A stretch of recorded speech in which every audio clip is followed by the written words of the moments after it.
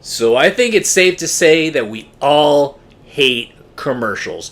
Nothing is more annoying these days than paying for a subscription and having your movie or your TV show interrupted by a lame commercial. But back in my time in the late 1900s, you didn't have much of a choice. But what if I were to tell you back in those days you actually didn't mind the commercials? And not just because you didn't know any better, but actually those commercials were entertaining, sometimes educational, and they were actually really memorable. No way! Yes way! Yes, no matter if I was watching reruns of the Three Stooges, the Munsters, Chapulín Colorado, or the Thundercats, if this commercial came on... Here's Cal Worthington and his dog Spot. If you need a better car, go see Cal. He's the greatest one by far, go see Cal. Like, I honestly didn't care if Cal Worthington commercials were interrupting my episode of He-Man.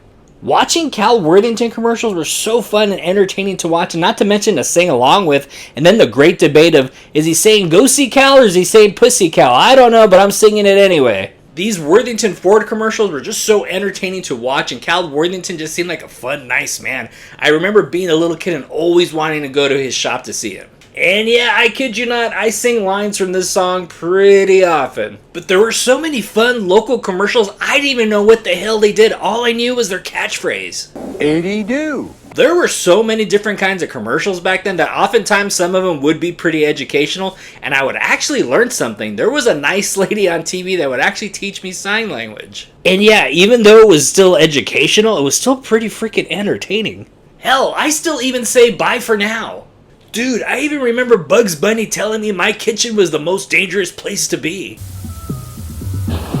Especially if they grab hold and yank me. Like, I remember thinking of my kitchen as a completely different place after these commercials. I remember, like, sneaking into my kitchen and then thinking, like, if I stare at the pot long enough, it'll talk. I'm honestly not sure what it was back then. I'm not sure companies were just allowed to be creative and be less corporate, or maybe corporations understood their audiences better.